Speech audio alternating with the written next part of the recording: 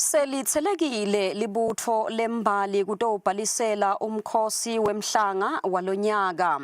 Imbali ingene ngemandla nangemdlandla esigodlweni elutsitsini lapho khona ifike yabhalisa lokuphawula kuqala ngalokusemthethweni wemkhosi wemhlanga walonyaka.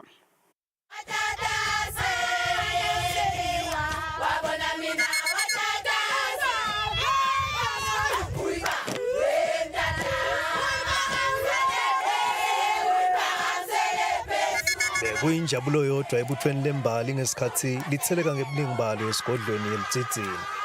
Indlela lelingene ngayo libutho ikhombe kuwulambela umkhosi walonyaka. Kanti-ke ngemva kwekulungiselela lokuhambisene nekufunza tingoma letinsha letitawugidwa lonyaka seyivele ivuliwe inkundla. Ivulelwe yona imbali ukuthi isikise. Libutho lifike lahlehla lingakaqhubeki nekubhalisa.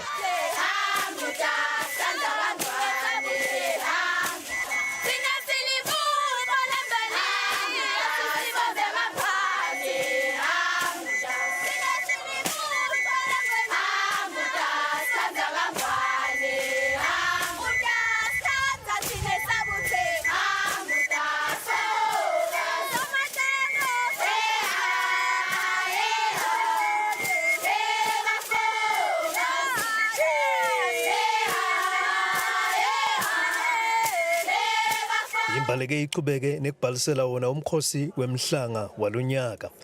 Lokwehlukile lonyaka kube kuthi libutho licelwe ukuthi lite nabo matisa njengendlela eqinisa kubhalisa kwalo. Njengenhlala endake libese selithola nemiyalo.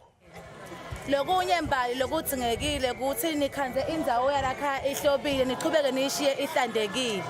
Lokunye mbali sitawucela ukuthi ningahambi niye ubogeruzi naboshowini ikhanzakale etindzaweni letifanele. Lokunye mbali sitawucela ukuthi la kuleli khaya niqhubeke nihlabele ingoma letakhako ningahlabeli ingoma letekwethuka. Imbali ayithwali enhloko asiceli itino letekwebolekwa. Imbali ayitifaki itibuko letingasito temehlo ifaka temehlo kuphela. Imbali nga-6 o'clock kufuna ibe seyilungele seyigathe onke ematokolo angalandzela ngemuva kwakhona. Umkhosi walonyaka ungilokhethekile kulandzela ukuthi ugidwa ngeminyaka lapho khona ingwenyama ihlanganisa emashumi eminyaka isesidlalweni. Imbali ithi ikukhanza kuligugu kuba ingcenye yemlando. Inthokoto yinkulu kakhulu kuba ingcenye yemhlanga lo nemlando lomhle kangaka eSwatini. Sijabulile kakhulu simbali. Sekungaba kundlulisa ngosiyami sibongela ingwenyama yelive ukuthi inkosi ichubeke ibusise iphile eSwatini. Ungena kwembali kujabulise netivakashi letijabulele lisiko.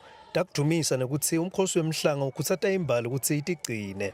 First of all, it's very colorful. I was completely impressed by the enthusiasm of the girls of all ages. And I see that they completely enjoy it and that it's really a part of Swazi culture. And what I think is also great is they use this opportunity also to educate those young women and girls about it's important to abstain and all other kinds of values. So I think it's really impressive what I've seen today and I enjoyed it a lot and I hope to see more. Libutho licelwe ukuthi ithi uma ishaya insimbi yesithupha ekuseni ngalesithathu libe selilungele ukukhishwa indlovu yemhlaba kuthi lishuce liyawungena esigodlweni engabezweni lapho kubheke ukuthi libe selikhishwa ingwenyama. Lubika kwetindzabeni ngisandile Makhanya nozweli Masuku esigodlweni elutsitsini.